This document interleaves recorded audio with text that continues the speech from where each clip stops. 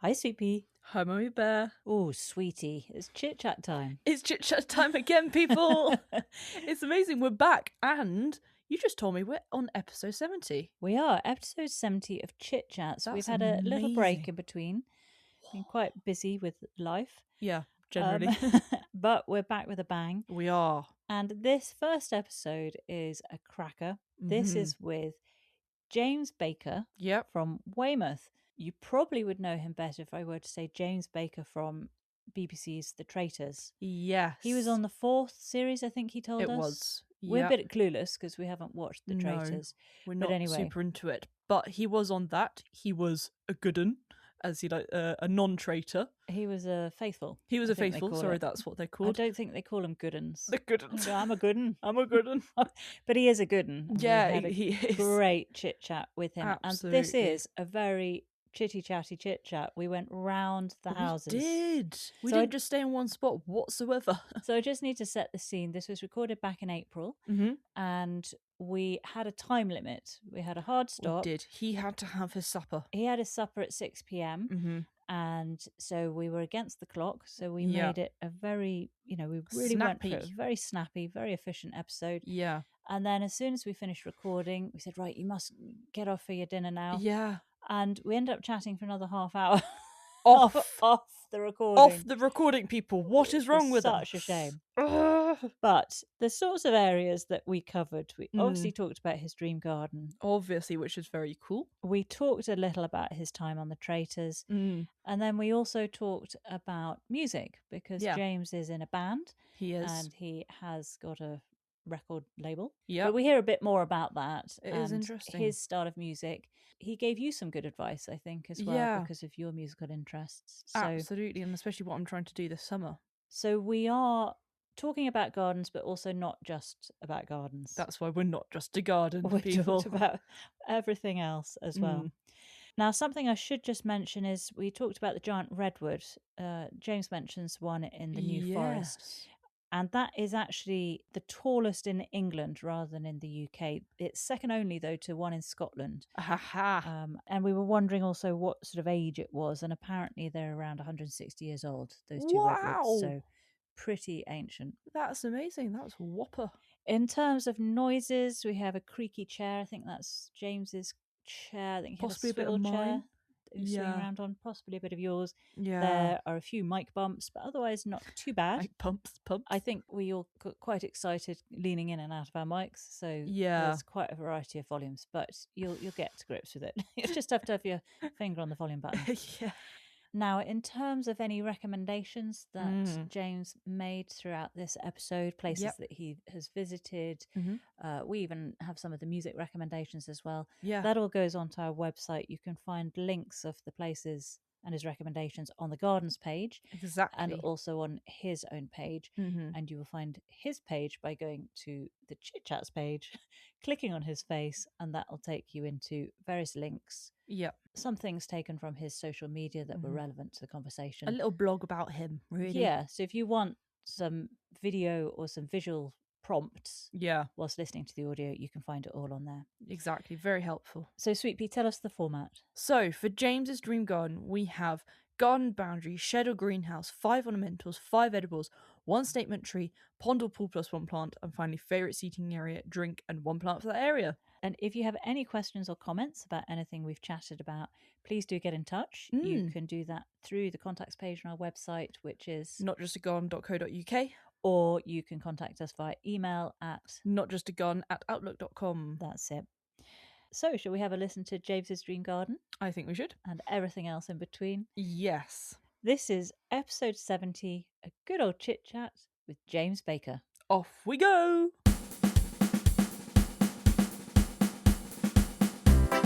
Welcome, James, to Good Old Chit-Chat. Thank you for having me. Yeah. It's a real pleasure to see you. It wasn't that long ago we saw you on Garden as well. It's very soon. It was episode 2 of this new series, 2026. Yeah, a little cameo. Yeah. Yeah, a little cameo. In winter, I might add. Was it? What time of year was that recorded? I think it was sort of mid-February, maybe late February, and it was just before all the tulips came out, because down south in Weymouth, it comes out a bit earlier down near the coast, and we don't really get much frost. If they'd have come about a week later, it would have been, it would have been full bloom. A bad workman does blame his tools. Yeah. Of course. And Noah was doing a phenomenal job. He was working on a veg patch, wasn't he? Yeah, and that's progressing nicely. He's we've already harvested some radishes, so they've been great, really peppery. You forget how tasty they are, Oh, they're so good, and they're a good crop to grow as well, aren't they? Because they come up nice and quickly. Yeah, just keep going with them. Yeah, and they look great too. Yeah, it's always a bonus. Yeah. So you had a Your Garden segment, didn't you? So you didn't have any presenter, and it was presumably you doing all the camera work as well. Well, after the Traitors, I can't really, let you the secrets. There may have been someone joining me that, okay. but you never know. I see. Yeah. Well, I mean, we should then talk briefly about the Traitors. People may well know you from the Traitors. We don't actually know you from the Traitors. We don't. I'm afraid to say. You're not missing much. We know you from Gardener's World. We do. But lovely. You were what series were you on for the Traitors? Was it the first one in the UK? The UK series 4 I was on. Yeah. Oh, okay. Yeah. So it's been going a while then. Yeah. It's been. I think it was the year after COVID. Yeah. We've been so out of the loop, Sweetpea. We have. I had no clue about this. The only one we knew about was the celebrity one because Nick Mohammed was on it, and we really loved Nick. He's a legend. So. That was everyone's entry drug, I think. The amount of people that go, "Oh, what's the celebrity one? I saw a guy from Weymouth in it, so I thought, I got yes." Right. Everyone's watched it down here just because there was a bloke from, not like a lot of my contestants were like in the metropolitan area. So, there's another one there's another one from Manchester, and who cares? But a guy from Weymouth endorsed it. Wow. So it's quite fun for the area, which is but quite funny. So have you got a Weymouth fan club then? Yes. That's a bit vain, isn't it? No. Yes and no, probably. Yeah. I mean, there's not an official one. If a fan club it consists of people heckling funny things at me, then yes. Yeah. Sure they do that. I can so imagine. Has it had any impact on your gardening business, your appearance on the show? Yeah. Well, I do cool things like this, like podcasts, which I'm not really, you probably know, so I'm not very tech savvy. It's not really my thing. I like being out doing the practical stuff. Yeah. Of course. But I think we all do though. Yeah, yes. So yes and no. I sort of, I was away for 4 weeks, obviously, so I couldn't do much work in that time last year, May, June. So, I sort of had to let a few go almost, and a friend covered for me, luckily. But, it sort of averaged out, and some people didn't know, and they were like, "Oh my word, you're a gardener." Off that, that's me. Yeah. Could you do my garden, please? Did you get much of that? I love you on the Traitors, James. Could you do my garden? Yeah, but then I think is that stalkery territory now? At least I go armed with a hedge cutter. At least I've got some defence. Yeah, exactly, and a trowel. Yeah, is going to be all absolutely. But yes and no is the answer. And I've had some weird requests like, I'm not going to drive to Dagenham to do your garden for No. It offered me like $3,000 or so. I was like, that's really? Again, that's a bit eerie, isn't it? That's a bit. That's like that film with Demi Moore, where was it Indecent Proposal, isn't it? Exactly like Indecent Proposal, yeah. So I thought, no, no, nothing crude like frying Butler in the Buff, frying steak for anyone. I'm not going down that route. So sorry to lower the tone. That's quite all right. So I've just stuck to gardening. Yeah. Each their own, right? You've got to earn a living somehow. Yeah, indeed. So when I think on the show you mentioned how you came quite late to gardening, 32, is that right? You started your business? I'd say I came quite late to doing it professionally, but it was always I was one of those, I'm not learned. I'm not good with the Latin names. I try. I'm a trier. But my great granddad and then my granddad one lived to 102, one to 93. Yes. And they used to always good genes. Yeah, really, and they really did. One was a real flower rangery garden. Other was a practical, grew lots of fruit and veg. So I got the best of both worlds. Oh, lovely. And I always used to do it as a hobby to detox. Yeah. Weirdly enough, from a job, I was doing a job and it was okay, but it was stressful. So I used to go and garden. Then I started earning a few quid doing it, and I worked out, hang on a minute, I'm earning the same amount doing this now than that job, and I'm doing it to get away from that job. Then my partner, bless her, said, just do it for a living. And I'm like, you can't mix business and pleasure. Turns out you can. So it took me to the age of 33 to work out what I wanted to do when I grew up. Right. So they are Sweetpea. There's a lesson for you. Exactly. It's never too late. But it's good to go there because you appreciate the gardening more. I find that anyway. So I've never hated what I've done. I'm not one of those bitter people. Like, if I haven't liked it, I'll move on. But if you do something you're like, well, it's okay, but it really makes you appreciate, going out. I'll go out in winter on freezing cold in November. I'll love it. I think at least I'm not under a strobe light office on a laptop getting bad eyesight with a headache. It's a whole different world, isn't it? And I think on one of your Instagram videos or reels or whatever, you said something like you're getting paid to exercise as opposed to paying to exercise, and it's so true, isn't it? Stay fit and stay healthy. It's one of those jobs, and it's a hobby. Even if you don't do it as a job, it's something that's genuinely good for your soul. It sounds cringeworthy, but it's true, right? No. I'm not preaching to the converted. You've got the right audience here. Yeah. I don't need to tell you that. Converted. Absolutely. So, did you do any kind of sort of certifications or any sort of RHS stuff? No, when you no, I didn't. Things up, or it was all just from what you've all learned just through old your life school. You call it cottage gardening. I call it so. Right. That sort of stuff. I did a few little bits like with trees, arborism and things like that. So I've got a few strings to my bow. But I personally just enjoy that. There's a real gap in the market for just doing basic gardening. A lot of people in Dorset, an aging population, just want the basics. They want a bit of social. Absolutely. I started around COVID, funnily enough. So I started my business if you can't make it work in autumn during a global pandemic, when can you? Gardening. Yeah. That's such a good point. I'm not into that, but they always say invest during a recession, because it's go when it's low, and it's the same concept to me. I thought, well, if it's not going to work, I'll know quite quickly, and it did. And an Asian population, as I say, a lot of them just wanted a bit of company as well. I'm like, they just pay me for a bit of then, some ideas. Then I do a lot of clearance work. And then someone will go, oh, I kind of don't need you now. I'm like, that's great. I've passed on the infectious bug of gardening. I wanted you to get into it, My work here is done. Yeah. I clear the canvas for them. So that's Green Baker Gardening is your business. Me. A play on words of Green Acre. Or Green Acre, yeah. Oh, yeah. Yeah. Do you know I hadn't clocked that? I hadn't clocked that. But I've got it now. And so it's maintenance that you do. You said you also will give some ideas. So is that clients asking you, what do you think I should do with this shady bit back here? You've got it, able to recommend what they put in. Absolutely, yes. So I'll do it as a fan of gardening, not as a hard-nosed businessman. I'll chuck in ideas. I'll give them, say, multiple ideas, and they'll even pick my brains. Do you think that would work? Yes or no? And I'll say, soil's a bit clayey, maybe. So maybe put something hardy in. Bouncing ideas off people. So I never tell anyone. If they give me a complete free rein, which occasionally happens, that's great. I was like, okay, I'll try this. Bit of pressure because you think, oh, if you get it wrong. But, that is scary. Will they like it and go, oh my gosh, you've destroyed my garden? But it's the old classic. If I lay turf for someone, I'm always like, I can't guarantee you're going to, water it. You have to water it, but not in the middle of the day. You've got to. So I always try and do it in autumn or when it's wet, because then even if they didn't do it, it still survives normally. Yeah, we spoke to a garden designer the other day, and he has a garden design business, and I asked him about the peaks and troughs of garden design projects, because obviously they're really full on when you've got a project, and then once that's finished, are you worrying about what comes next? And he set up his business well in that he always has work coming in, because he also does the garden maintenance side off it as well. So absolutely, he's always pottering about with his team, sorting out gardens, keeping on top of the work for people. So, what I would say is, sorry to interrupt. Yeah, what I would say is, everyone, it seems these days, are you a landscaper? And I'm like, I'll be honest. I say to people, do you even know what that really means? People don't need to, like, you mean, because I think, fancy word. Yeah, it sounds fancy, and it gets lost in translation. It's like saying permaculture. That just means eco-friendly, right? It's the same concept, isn't it? Permanent culture, yeah. Permanent culture, yeah. People use it's the uni term for what we know as, retaining the earth and, ecosystems. Yeah. But I'll say a lot of people, I think, when they gets to it, it means concrete and wooden sleepers. I'm like, no, I'm a gardener. That's something different to me. I can landscape an area, but to me, it's just gardening. It's green gardening, hence the name Green Baker. Yeah. Any concrete, any slabs, I personally avoid all of it. I really do. Yeah. At a push, if it's a regular customer, all right, I get the fact.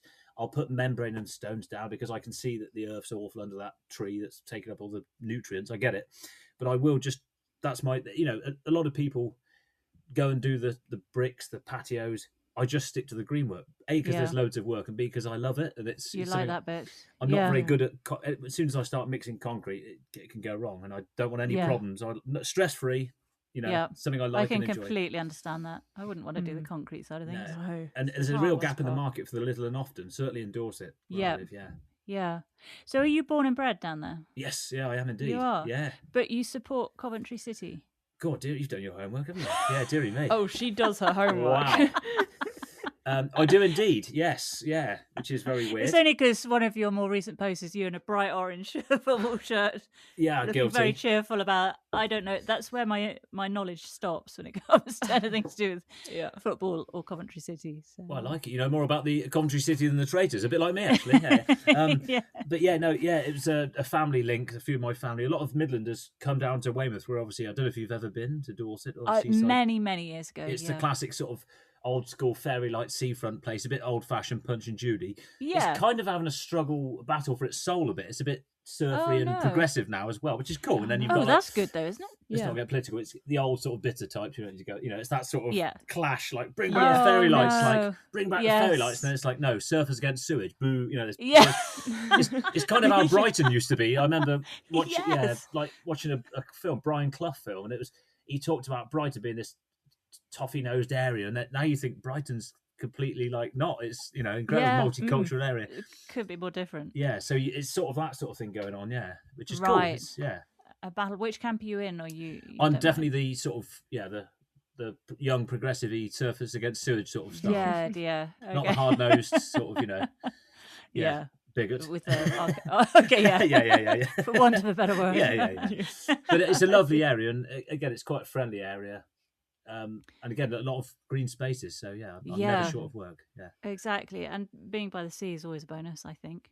Yeah. It's where I'd ultimately like to be, for sure. Yeah. And of course, you say you don't get much in the way of frost, so that's helpful. It opens up a whole other area of planting that you can. Doesn't it just?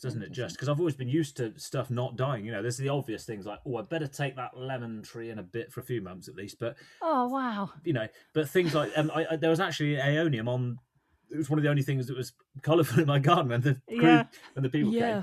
And that I just assumed, I tried it and I was pretty confident. They couldn't believe it. Your aeonium survived all year. I was. It's I would not be a normal surprised thing for other people. No, incredible. We spoke to Aeonium Melly, who's got a national collection of aeoniums, and she has to keep hers. She's more up, kind of west of Birmingham, but I'd need to check that. But anyway, she had some heated greenhouses, and then the heating failed, had a power cut or something. She lost the entire load of aeoniums. So to hear that you just have one there, that's quite lucky, absolutely fine all year round. It's pretty impressive. But you did mention there the crew. So your crew were looking at aeonium. So where's this crew from? Oh, the Gardener's World people. Oh, was it? It was the Gardener's World team who came out to your garden. It was a couple of them. Don't want to say shatter the illusion. But I see. Yeah, they came down. I think they were just Traitors fans, really. Right. Okay. I can't say too much, but they were maybe tapping me up for future bits and bobs. Watch this space. Yeah. So we'll see. Yeah. Oh, you heard it here. Yes. Hey, a scoop. Yeah, a bit of a scoop. We have a scoop. I'm one of those guys. I'll be honest. I'm probably the worst, but it works in my favour.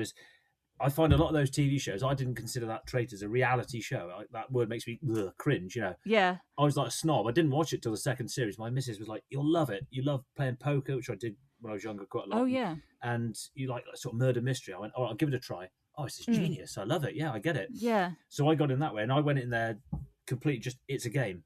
I'm playing a game, a social deception game it's called. I was on the faithful team, so I wasn't knowingly murdering and deceiving people, but I was still...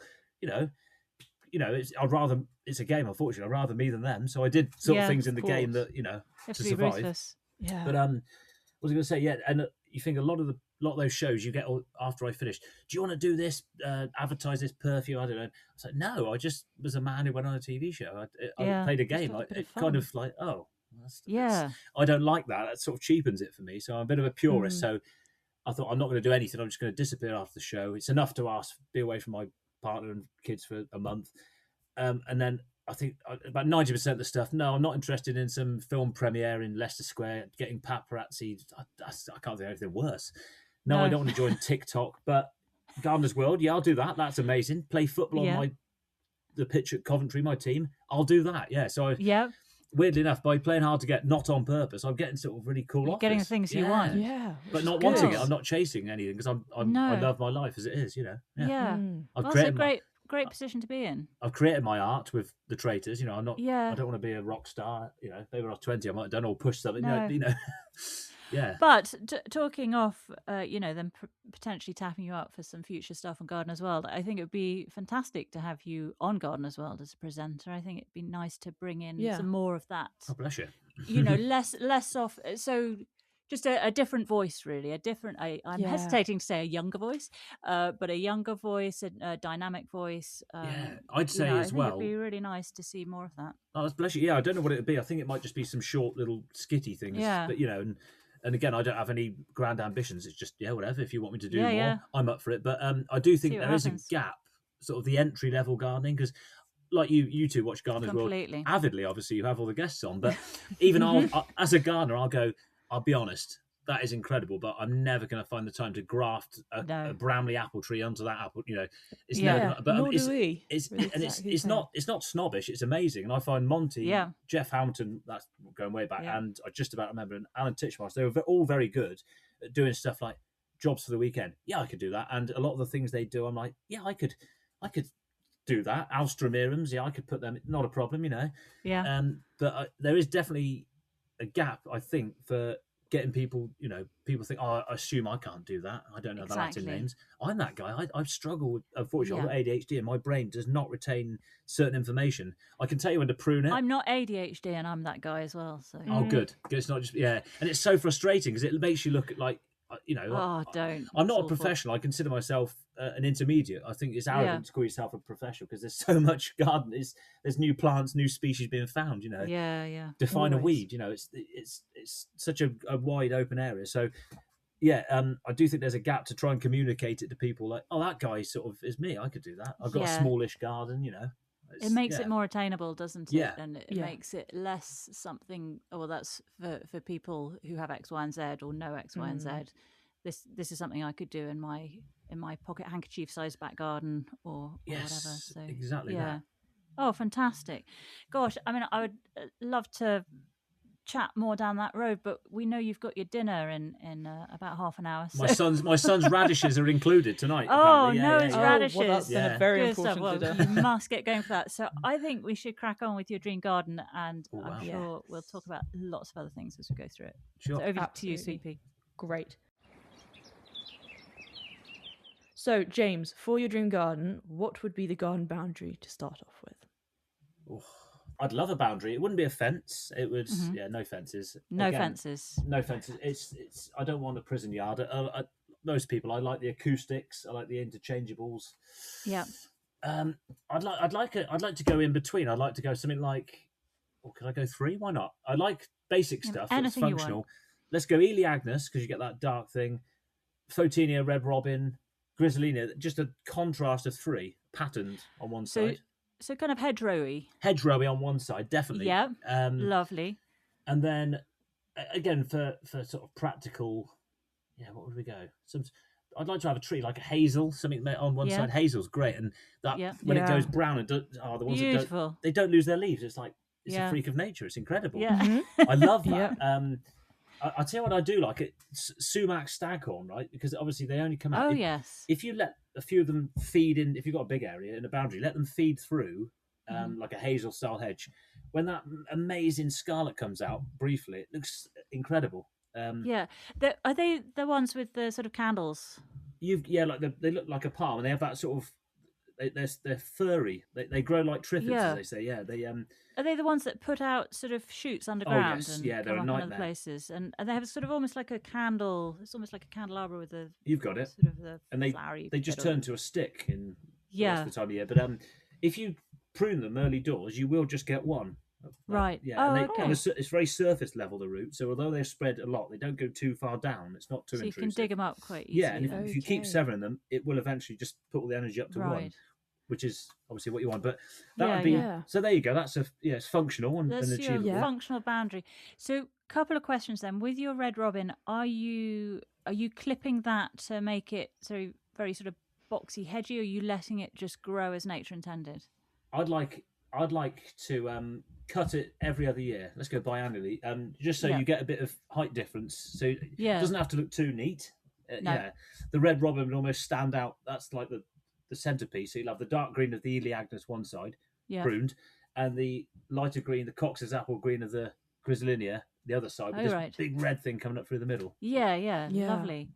Now, in terms of the size of your garden, what are you imagining? Are you imagining acres? Oh yeah, acres. Acres. I've got a customer, and I think he's got 2 postcodes, and he's got this garden. It goes on. I want to say 2 postcodes, 300 feet, and then I said, "What's that field behind?" That's mine as well. It's a paddock. I'm like, what? You got your own county, mate. Yeah. Exactly. So when I'm saying this, I'm picturing if I had his garden, I'd love it. I could do You'd so much have to that. it. Yeah. So is it kind of quite rolling?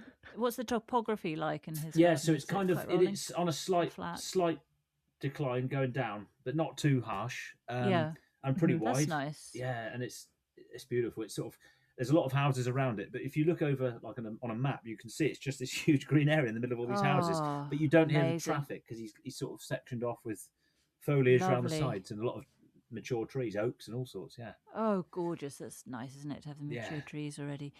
And what sort of view are you imagining from your? It can only be sea view for me. Sea view, yeah. Yes. Sea view, of course.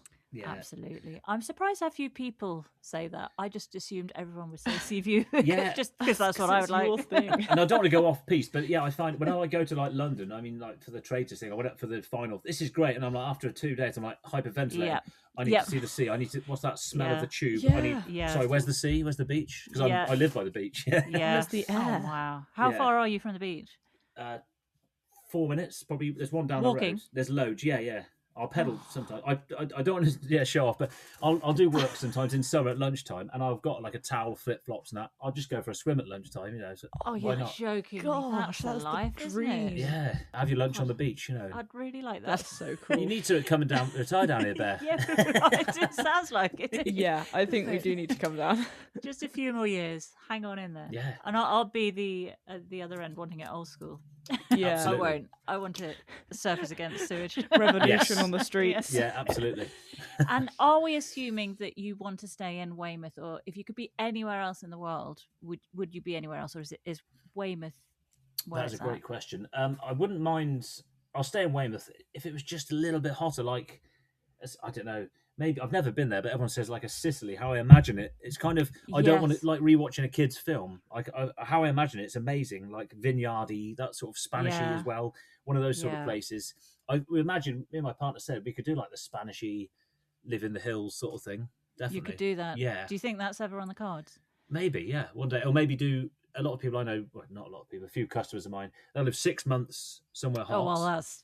And then 6 months, yeah. Your customers are doing all right. That's a pipe dream. They are. Yeah. that is the pipe dream, isn't it? So, yeah, could I be cheeky and create the same garden in, let's just say, Tuscany, why not? And then the same garden, I'll do 2. And then I'll have to diversify. More olive trees in this one, of course. But yeah, fantastic. I'll go for Weymouth for now. Yes, we're going to do the 2. I had a guest who had, was it wax wicked plants, Sweetpea? They had a garden which was partly in Spain and partly in Scampston. Actually, a very good one is Adam Jones.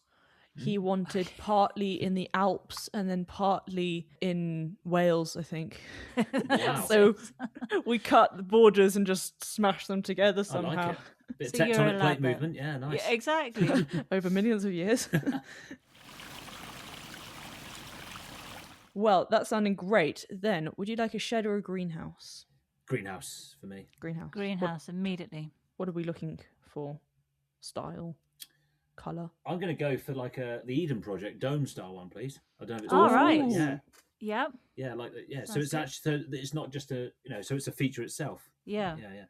So a modern vibe then to definitely, a greenhouse. Yeah. Mm-hmm. And what sort of size are we looking at? I mean, if money's no object, yeah, let's go big. Let's go like almost like a marquee at a wedding style. Let's go big. Okay, great.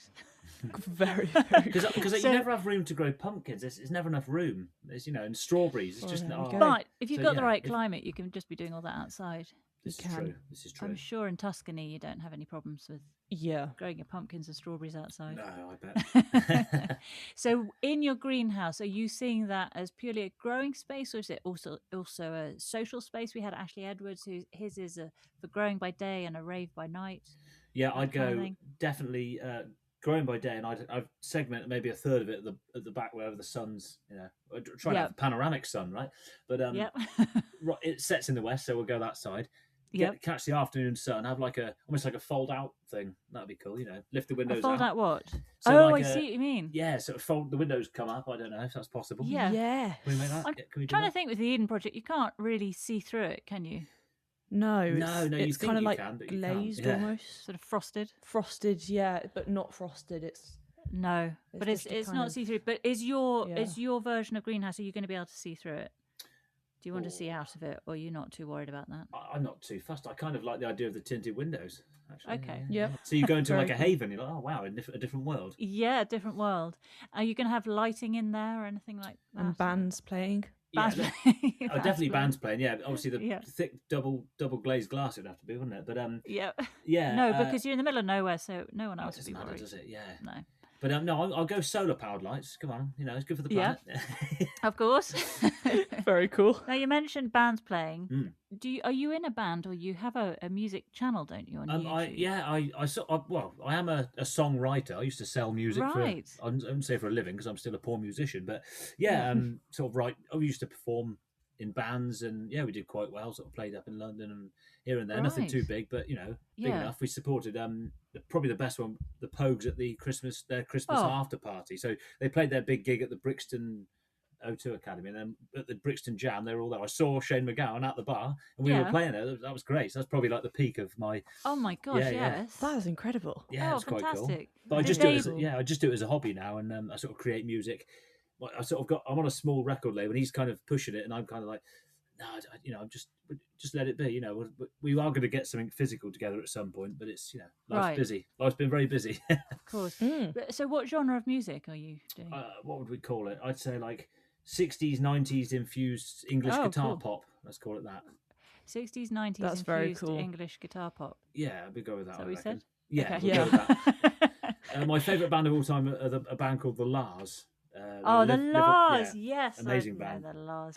I spent a small fortune on sort of eBay buying their bootleg stuff, which is absolutely incredible. Really? It's like so annoying. It's not tangible. Like, why didn't they just get him together and release all the stuff that he wanted to? They released that album against his wishes, which is crazy. And, oh, really? Yeah. Ooh. So if you hear some of the demos, you're like, they're night and day. They're incredible. The demos, like, why didn't the stuff he did on cassette blows the album version out the water. Oh, right. So it's kind of like mystical, and mythical. That's the problem, but it's great.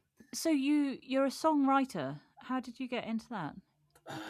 Like anything, just enthusiastically went, oh, this is fun, and picked up a guitar. This is fun. I think I was about 16, and like Noel Gallagher, I'm not comparing. That's where the comparison ends. I'm left-handed, but I learned right-handed because there were no left-handed guitars. There never is. So I started playing away, and instantly I always used to write poetry and mess around with words and stuff. I'm terrible at logical stuff like maths, science, and all that. But I'm good at like the creative sort of stuff and stuff I find interesting. That you can expressive. And I just found straight away I never did cover versions. I played in pubs, so I could learn a few simple chords. But I just instantly wrote my own stuff or wrote songs. And to me that was a no-brainer. Right. So playing Sex on Fire and I Predict to Write in a pub didn't interest me. I don't care if no one's listening. It's just a hobby for me. There's no ego involved. It's just fun, creating music and getting people to play with me and get it out there. Yeah. Interesting you say that. Very because cool. Sweetpea writes music. She's also a lefty and plays on a right-handed guitar. Wow, Sweetpea. Good for you. And Sweetpea's sort of this summer is looking at doing some summer work to pay to use a recording studio. She's thinking. Yeah, good for you. Hopefully it kicks off. Yeah, and you could offer yourself like for free, couldn't you? Say, I'll do some work experience and you record me. There's always a way in. That is actually a good point. Yeah. Yeah, well, tell us more about that. So is that how did you progress from writing your songs, playing in pubs, your own music, to then getting a record deal? So, yes, I must emphasise, the record label is basically a friend of a friend we have a shed. I say a shed, he's got all the cool equipment. It's basically, we call it the shedudio in his back garden. And he releases, he was in a band years ago and they were great and he's redone all their stuff. And I'm so lucky. So Sweetpea, if you know anyone out there that can play loads of instruments and has a recording studio, I just got lucky. He's a good friend ideal. A good friend of mine, Paul, and this guy put me on to Paul, and then Paul sort of said, I'm thinking of forming a label. I've always liked your bands and stuff, and the stars aligned. We came together. I sort of hum it and he plays it, so I can play guitar, not a basic level, like not good at riffs or anything. I'll play the chords, a few bits here and there, backing vocals, hand claps, a bit of percussion, singing, obviously. And then he'll just do the rest. He'll colour my songs in for me. So I get it kind of done for free, and he loves it because he, is playing on it. And I'm not like a prude with music. I'm like, yeah, but they're your songs, man. I'm like, yeah, but you're great. You're talented. You hear stuff I don't. Just have I just take the handbrake off. Do what you want. Yeah. And then I'll go, yeah, maybe not that, or yes, and so and I'll literally hum it. And can you do that? On the guitar. He'll go, and he just does it. Wow. He's one of those. So it's a win-win for both of us. He gets to be creative. Yeah, that's great. And being realistic, there's not really much money in it. You just treat it as a hobby, and you won't go far wrong. Yeah, I'm absolutely. glad you said that. That's what I'm doing at the moment. Yeah. Well, I remember listening to, I don't know if you know Ellis James and John Robbins. They have that sounds familiar. They're comedians. Yeah, Ellis James, the Welsh comedian. Welsh comedian. He does a lot of football punditry he does now indeed. for Wales as well. And he does. But he used to be in a band, and he's talked often on the radio about how he wanted to make money through music, and he was all about that. And exactly, and the sort of slightly naive view of it, being young and not fully understanding the industry. And then his dad was saying, well, you must be a sellout. You must, if you get an opportunity to have an advert, your music in an advert, then go for it. Don't be all proud and blah blah blah. So all those conversations going on. So his dad was very sort of financially astute about it, and Ellis was just the dreamer of, no, I don't want to do that. I don't want to cheapen myself.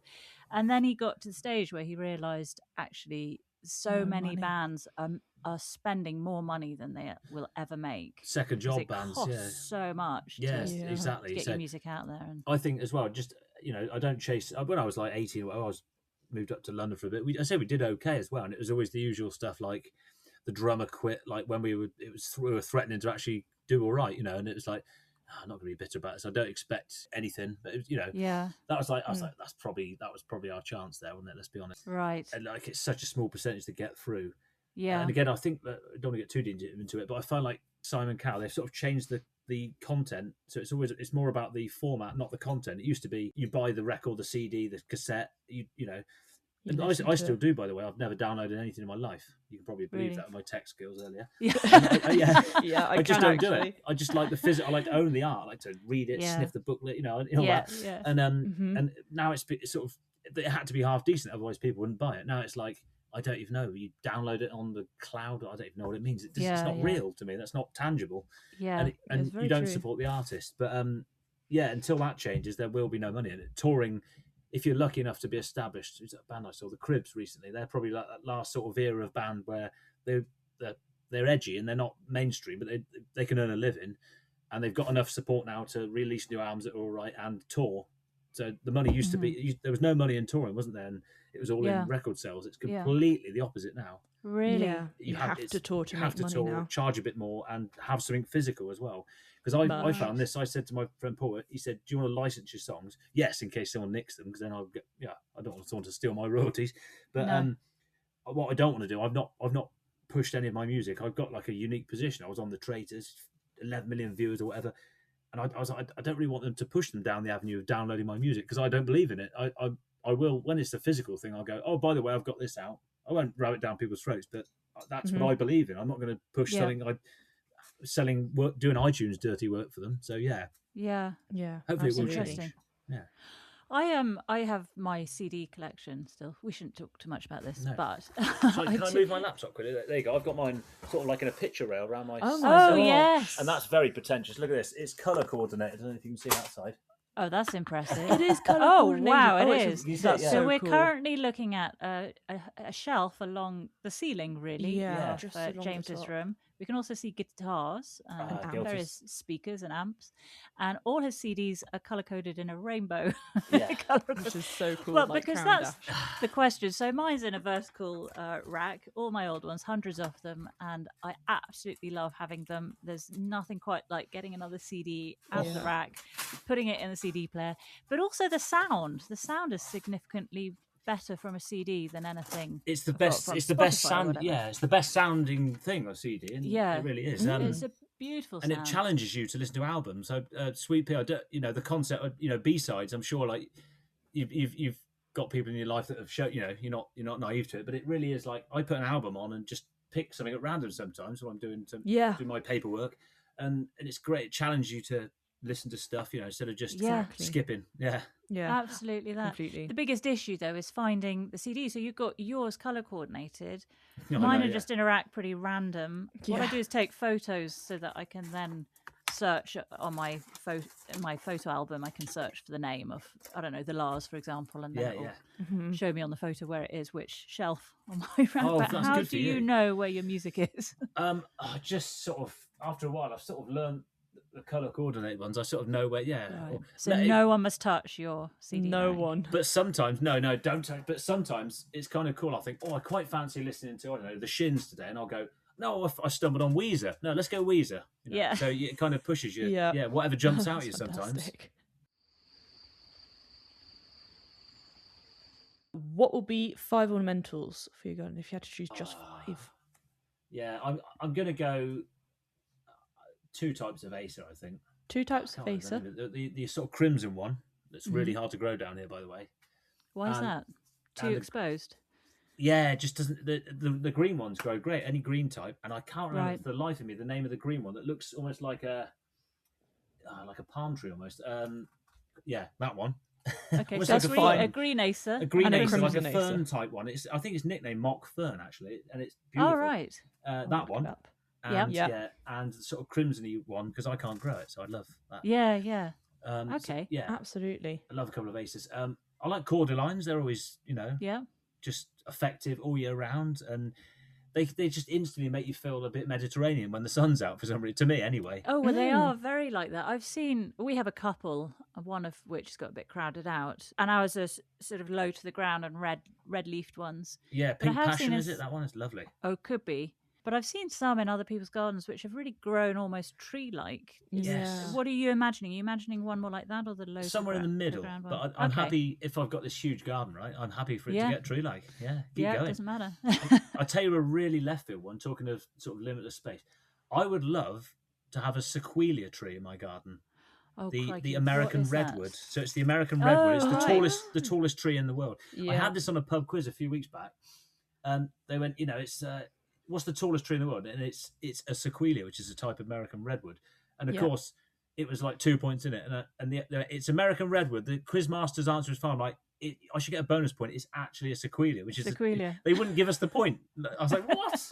God! I've given you the actual correct answer. So I'd have a sequoia because they are. Yeah, so they apparently a lot of sort of suppliers are trying to get them to grow over here because with climate change, our climate's becoming more suitable for sequoias. Right. Oh. America's getting a bit more deserty and whatever. And so sequoias will thrive over here. So I'd like to be the guinea pig, please. Yeah, okay. So we'll get them in your dream garden. Try and get the world's tallest tree, yeah. There are quite a few redwoods in the UK, aren't there? I think a lot were brought over sort of Victorian times and sort of outgrowing little gardens. You've got this massive great redwood in the middle of your little garden. I'm not one for growing like Leyland ice to put, dead tree fence wood. That's not for me. But that sequoia, they're so grand. I've seen one in the New Forest, tallest tree in Britain, actually. It's not far from me, about an hour and a half up the road from me. And it's quite the sight. So the tallest tree in Britain is in the New Forest? In the New Forest, the redwood. Yeah. Oh, fantastic. And they're just phenomenal. Like, just to see a growing living thing this tall and grand, it's like incredible. Amazing. Do you have any idea how old that one is? I don't even think it's that old. I want to say 90 years or something, but maybe less. Okay. My son is kicking me. Very wide trunk. Really wide trunk. Yeah, we did the classic reach, 4 of us. Yeah. And, 4 of you got round. Yeah. And some of them grow so big they actually get little archways in them where they, natural wood, decays. Animals decay, natural, and there's you have to look, they're incredible, like little archways you can walk through. It's interesting you say that. I feel like a borrower. We had a guest on who had us their statement tree for their dream garden. Yeah. Who was it we spoke to, Sweetpea? And he said that in the US they have something you can drive through them. I thought they had cut something out of them to be able to drive through. You're saying that they will naturally. They will some will naturally. Some you can, because they're so mature, you can chisel your way through like a cave. But some will naturally they're so big they will naturally get the decay in the middle, and science works. The growth goes elsewhere, and it just eventually fall through. Oh, beautiful. That is amazing. very cool. I That'd like be the that. centerpiece of the garden, the big sequoia. Yeah. I can imagine. Well, you've got a 5th ornamental you can choose. God, yeah, I better have something like sort of pretty. Like, let's go for an old school massive camellia. I think, yeah, nice bit of, big camellia. Do you get a lot down there where you are? Yes, yeah, and they do quite well. It's acidic soil they like, isn't it? Yeah, they do. They're not the ones I've found. They're not too fussy. Right. Okay. Maybe it's that's naturally good to hear. acidic. Yeah, they don't seem too fussy down here. So, what colour are you going with? Yeah. For camellia. I like the old school pink ones. I really do. Yeah, and the heads they're so heavy they sort of droop down. Yeah. And they provide some nice sort of wintry colour, don't they? They really do. Yeah. So early on in the season. There was one on Gardener's World recently. He had all the. I think he had some azaleas, but he had actually camellias everywhere. Yeah, beautiful, stunning. Yes. Oh gosh, yeah. Yeah, of course. How can we forget the camellias? How can we forget that camellia that was guy? great. And it made me think, why have I not got? I've got one in the front garden, but not. Why have I? Yeah, I'm gonna. It's inspired me to get one. Yeah. Then, what would be your 5 edible plants? 5 edible ones. Okay. Let's go nasturtiums. Yep. Love nasturtiums. Great choice. Yeah, stunning. Beautiful plant, aren't they? Beautiful to look at. Tastes great. How do you eat your nasturtiums? In a salad normally, and there's always just the leaf. The leaf. They're normally separated because one of my stepdaughters might be a bit squeamish, so it's like I don't want that. That might have a slug on it, So it's like, so we just put them in a dish somewhere separate. Yeah. Yeah. Because we made a pesto with the nasturtium leaves, and it is really, really good. Wow. It's better than any basil pesto that I've had. Really, really good. Lovely. This one would be a pipe dream. Can I have an olive? Oh Absolutely. my gosh! Of course you can. I've grown them. I've given them to a neighbour, and she's done what you needed to do. I just don't have the time, but I would love to one day do it. To have a grove of Yeah, olives. I'd love to. That would look good in your sort of, where are you, Tuscany? You got your Tuscan it would be perfect. side of the garden. Yeah. Sort of rolling down a hill a bit. Stealing the Tuscany climate for Weymouth as well, if not, that'd be good. Yeah. Yeah, that'd be great. Absolutely. Will you be doing anything with your olives? Are you going to make oil and sell it, or is it just going to be for your own consumption? It'd be a bit of both, I think, with that sort of land. Yeah. I'm thinking, why not? Yeah, Why not? Absolutely. What other ones? Yeah, let's go for a bit of citrus. Let's go for a lemon tree. Yes. Stunning. Again, something that likes to be in the sun all day. Fantastic. Yeah. Wouldn't it be a dream to have a big old lemon tree that's just providing a canopy of lemons you can just pluck from at any time? Wouldn't it just? I would love that. That'd be fantastic. I'll tell you another one. It's one I've got in my back garden, because my garden, the area used to be an orchard, is green gage. And it's delicious. So tasty. I love them. Yeah. They don't fruit every year, though. No, Is that right? they're a bit like apple trees. It's like prune them, you won't get much one year. Then the second year, it's like flipping out, the branches are bending over. Yeah. So you had a few things in there. You had a pear tree in your garden as well. Yes, a pear tree. That's probably my favourite bit of the garden, because it's sort of grown to get away from this ivy that was strangling it. And now I've cut that. It's got this amazing sort of. It looks like it's been designed, Yeah. Climber, basically. It looks like a climber. It's not, and then it's got the new shoot to balance it out. So it's very cool. And what's your final choice? I think probably because it's my favourite fruit would be just a raspberry. Love a raspberry. Yeah. So tasty from homegrown. I mean, I'd love to get tomato in there as well, but you can have an honourable mention. Yes. Honourable mention. For your tomatoes. Will you be having your tomatoes in your Eden Project style greenhouse, or? I do both. I think you do both. Yeah, absolutely, and experiment with them. Different varieties. Try. Yeah. See what is there a works particular variety you find works well for you? Is it Roma? Roma seems to go. Yeah. Go quite nice. Yeah, Roma's fantastic. Really nice. And I can't remember we get the big one, the big salad style tomato. That always goes well.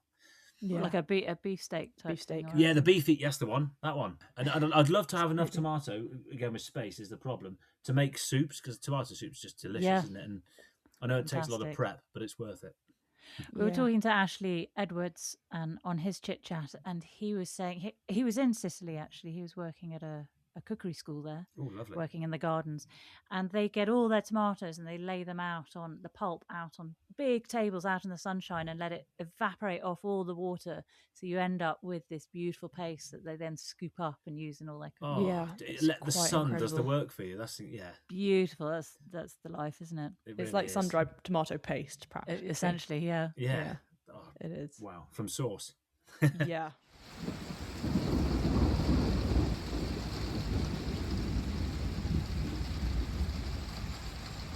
Well, the big question, even though we've had the redwood, what would Yeah. be the one statement tree?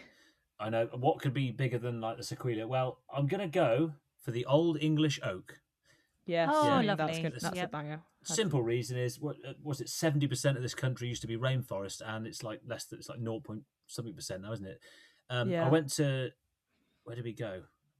In the New Forest actually, and there's an area of oak trees and it had all the moss and the lichen, and it was like going back into this amazing universe. And I thought, God, imagine if you could just. My son always says, if we could, money was no object, I'd buy a load of plot of old knackered farmland and regenerate it. Yeah. Reforest it would it. be fantastic. And I think oak trees they're just stunning. They're so quintessentially British, aren't they? But the way they hold the moss and the way they stunning. It's all the other life that goes with an oak tree. You've got not just the oak, is it? And it's the way they're quite precious. They're not like 10 a penny sycamores. Sycamores are great. No. They're exotic. They're not a problem. They're not intrusive. Well, if you're in a small area, I'd argue they are, because they would take over your border. You don't get much diversity, as we all know. The helicopters going everywhere. But exactly, an oak tree, it's hard to find. Like, I found a clipping in the rainforest. You don't find clippings on a country walk normally. It's very hard to come by. Try and actually get like a little rainforest tropical climate back. Let's try and get my own little nice microclimate going. So we're gonna have a rainforest in your garden. Absolutely, mini rainforest. That would be very, very cool. Well, talking about water, would you like a pond or a pool, and what plant would you have in that area? That's a great question. Now, I probably have to go a pool, which is, I know, very controversial as a gardener, but no, I know it's all right. Is it getting warmer? You need. You've got it. Yeah, because after all this graft I'm putting in, my working on the land, I'm going to have to go for a dip at the end of the day. Yeah, I would have a little area sectioned off with lilies in there, though, so I'd still give something back. Okay, so a natural swimming pond. A natural swimming pond, definitely, yes. Yeah. And more like a sort of Japanese style one. Let's go with that. With a sort of. What's that like? So you got, I forget the name of the building, like a pergola-y thing, like the red sort of thing at the end. Oh yeah. Yeah, like a bathing house, you call it, a little bridge maybe. Right. Trouble, I can't get carp in there because I can't. But maybe a little section of carp as well. So get it a bit Japanese themed, and then have it with nice water as well. And if I could use the surrounding area, I'd reintroduce beavers as well, because they purify the water, don't they? So fantastic. Get Which beavers are in there as being well. reintroduced all around the UK they now, are. aren't They are. To great effect. I saw one literally today. Did you? Organically, it wasn't planned. It's a big pub garden I'm doing, and I cleared the riverbank of stuff that shouldn't be there. Obviously, I said leave that. Steeper grass, that grass that grows everywhere, is great for riverbanks, of course. And then now I said, hang on, that's been done by a beaver. You can just tell. Really? Yeah. Yeah. I couldn't believe wow, there's a beaver in the area, or a few, clearly. It has to be. And then you saw one? Didn't get to see it, sadly. You didn't get to see it, just the evidence of it being there. 99% sure that that's really cool. some beavers have been beavering around. That's beavering around. Well, that's good news. So yeah, I really, really like that. Yeah. And if I can, we go Peckham Springs. If I could have natural mineral water coming in from these beavers, yeah. Why not? That's a great idea. Yeah, you can have your own natural mineral water. Soft fountain coming into my pool. That is very cool. This is real outlandish garden now. Well, no, but I like that. That's because I'm always thinking about what my dream garden would be after each guest that we speak to. Shoehorned a Japanese theme in. Well, that, but also I absolutely would have my own spring with mineral water coming from it. Absolutely. That I could have piped through the house, so I didn't have to be on mains. That'd be fantastic. Yeah, I've got a naturally occurring spring, or did have, in my cellar. Really? Yeah, there was a soakaway, right? So they used to use it, and there's footfall, there's a cobbled floor, and you can see where literally they used to have barrels, the top of the hill, our houses, and they must have rolled the. Makes it sound like I live in a mansion. I don't. It's just a house. But the shell of this old house is there, and people used to actually use it. It's in my cellar. I mean, I don't want to tell too many people, because I'll have all historians with like dicky bows and turtlenecks coming around going, oh, yes, and goatee beards. But, water divining. Exactly. You've got it. But annoyingly, it barely gets any water now, because they did some building across the road. They must have diverted the pipes, so which is a bit dodgy, because it can make the ground dry and you get subsidence. But absolutely. So how long have you been there for? My family, my partners and a mum have had it forever, like 45 years. I've been here 14 years. And you haven't seen any change in the ground, like subsidence? So 3 years ago, I think the building happened. So, and it hasn't touched wood. I've noticed things rattle a bit more. So I'm Right. keeping an eye on it. Yeah. Yeah. The back You of the don't house want to really rattle in the rattles. house. If a juggernaut or lorry goes by, that never happened before. All the pictures fall off the wall. Yeah. It's like a gingerbread house that's just going to fall Oh, yeah. all the walls. Got a bit wet and just folds in it, yeah. Yeah, yes, don't want that. Well, final question is, what would be your favourite seating area to chillax on, a drink to have and a plant to have by your side? Oh, fantastic. Let's go for, now, I know I said take it all back, just a very small area with an Indian sandstone patio, no more than I need, enough to fit a reclining sun lounger on, with a nice sort of Mediterranean-style table. I'm just going on the Zen area I've got at the bottom of my garden. I'm looking at it now. Is this basically what you've got? Yeah. I'm no more concrete than I need. Straining every last dreg of sunlight, and I'd make sure, you catch it. It's somewhere that will get the midday sun, and will also get the last bit of sunlight. Yeah. So it'd have to be somewhere central because the overhanging trees which I'd let go up, Sure. would be too big. So somewhere in the middle.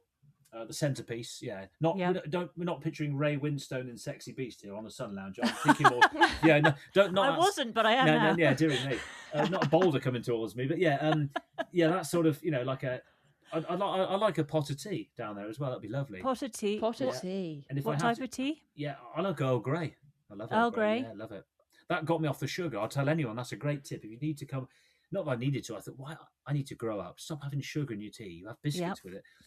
The good way to get off it is go to Earl Grey because you don't need sugar in it really, And no milk. And then you suddenly go, oh, it's not that bad. Oh, one day I have a customer, I haven't got any sugar. I'm like, oh, that's fine. I'm grateful. Thank you. I'll have actually, what am I worrying about? And now I can't stand the taste of sugar in tea.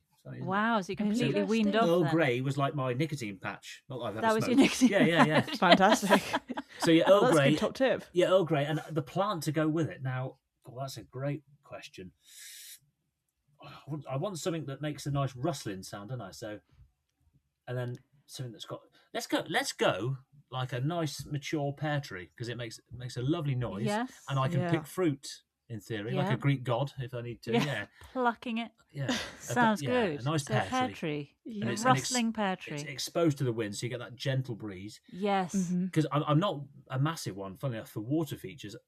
Unless I remember Monty saying he was a big advocate, and I completely agree. The ones that just sound like a waterfall or a leaking tap. That doesn't relax me. That makes me the loo. Doesn't work. Yeah. And it's like it's not pleasant, is it? It's sort of that gentle trickle. There's something in that. So you want? Where's that happening? Is that happening in your pool? That's going to be linked to the pool. Yeah, let's have a system where the water's not wasted. Yeah, so link it in somehow. Okay. Keep it eco-friendly. Sounds good. And that could be trickling in the distance so I can hear it enough to just relax. But you've got your natural spring as well, so you'll have the sound. This is it, yeah. So I've got water, I've got fruit. I don't need anything else, yeah. You don't need anything else. You've got the natural springs already. That's good. Very cool. Well, I'm going to read back to you your dream garden just in case we've missed anything, got anything wrong, just so that you're happy with it. Excellent. So we're going with no fences. Nope. That's first of all. Then you wanted a kind of mixed hedgerow cut every other year, so not too neat, different heights. Eddie Agnes, Red Robin, New Zealand Privet, Hazel, Sumac Staghorn, all mixed intermingling together. We're going to have 2 gardens, one in Tuscany, one in Weymouth. Yes, please. Possibly smashed together, depending on the tectonic plates. Yes, please. In years. Not much to ask. Not much to ask. I've become a diva since I went on the Traitors, honestly. Guards! Yeah, exactly. Then we're going with acres. Possibly you want 2 postcodes, a bit like your client's garden. Then, yes, greenhouse is like the Eden Project dome style. Big, you want a fold-out area for social events on the west side with lights, solar-powered, and possibly to have a band playing here and there. Your 5 ornamentals, we had a crimson acer, a green acer, a fern-like one, cordylines, mid-size, or kind of can go to a tree, American redwood, the sequoia, and a camellia old-school pink colour. Yes, please. Plenty of them. Your 5 edibles, nasturtiums, an olive grove, lemon trees, green gage, and raspberries, honourable mention to tomatoes. Absolutely. To make soup. Very important. Your 1 statement tree, an old English oak, but we did go with a mini rainforest as well. Yes, please. Then you wanted a natural swimming pool with water lilies in there, carpfish, Japanese star, pergola, little bridge, soft fountain, and natural mineral springs rushing around Yes, the please. fountain into the pool. I had And thought beavers. additionally, I was going to say beavers, if I can as well, if I can somehow link to the actual sea, so the spring runs away to the sea. Yes. And this is what I missed crucially. I'd love a willow archway, like a tunnel, almost like a polytunnel, so rear access to the garden as well. Then that goes to maybe steps to a beach. Oh yes. Could I have that as encore, Yes, please? of course Yeah. you can. This is essential Yeah. stuff to put in your dream To garden. your own private beach. Yeah, and maybe a little maze at the bottom, for kids. A maze of what? Just a little maze. Or what should we have? Boxwood maze. Yeah, box maze. Yeah, box hedging Yeah. maze. Are you going to have your own little rowboat that sits on the beach, so you can potter out in the sea in your rowboat? Oh yeah, absolutely. Yes, please. This is my dream garden. Yeah, definitely. Yeah. So at the end, so it's almost like a dream. Yeah, you go through this little willow tunnel and you come out and either steps to a beach. You go down. Yeah, open. Is it a pebbly beach or a sandy beach? Now, I'm. All the tourists love the sandy beach. You try eating a sandwich on a windy day on a sandy beach. No, pebbles all the way. Pebbles all the way. Please, for me. Pebbles. Yeah. Unless you can guarantee me really thick sand, not that fine stuff that they in Weymouth. It's literally Doesn't blow into your sandwich. I'll be down here too long. I'm like, everyone's like, oh, the town bridge goes up in Weymouth. Oh, for goodness sake, I'm late. And then everyone's like, oh, it's amazing, the bridge goes up. I'm like, it's not. And then the sand, oh, it's beautiful, this golden sand. I'm like, no, it's imported and they put too much on, it blows in your face. Get me to Green Hill Pebble Beach any day, please. I love it. Are you catching all this, Sweetpea? I'll let the recording do it for me. Sweetpea's our scribe, so she's got to catch all of that. Oh, she's not doing the minutes. Shorthand, bless her. Oh, dear. Yeah, exactly. It's full, okay? Sorry. No, don't worry. Well, the final area was a nice sun lounger, Mediterranean-style Indian sandstone patio, central in the sun, a pot of Earl Grey tea, and a mature pear tree next to you. Russell. Absolutely, yeah, brilliant. No, the bin man's coming. Watch out. Yeah. He's not coming through my willow rear access. No, he's not allowed through your rear access. No. Invite only, sir. But yeah, I like the idea of theme. So Japanese theme would definitely be something I'd love. That's one of the best gardens. And the Mediterranean, they're probably the two standouts to me. Like Japanese gardens are just incredible, aren't they? So I've managed to get them in there. Have you been to Japan? Never. No, I've been to Singapore, and there were some incredible places there. I must admit. That's very pretty. Japan's on the bucket list for I us, want to go. sure. Yeah, absolutely. I'm with you on that one. Top 5 for me. I'm conscious we're 5 minutes past your dinner time. So Time flies when you're having fun, yeah. It does. Thank you so much for rattling through that with us. What a fantastic dream garden. Thoroughly enjoyed it. Yeah, thank you for having me. And fingers crossed, we're going to be seeing more of you on Garden as well in the future. I hope so. You never know. The Timu Adam Frost. You're looking at him. Yeah. Timu Adam Frost. Now that's going to be the nickname. What more could we ask for? Well, thank you so much. That's been a good old chit-chat with James. Thank you kindly.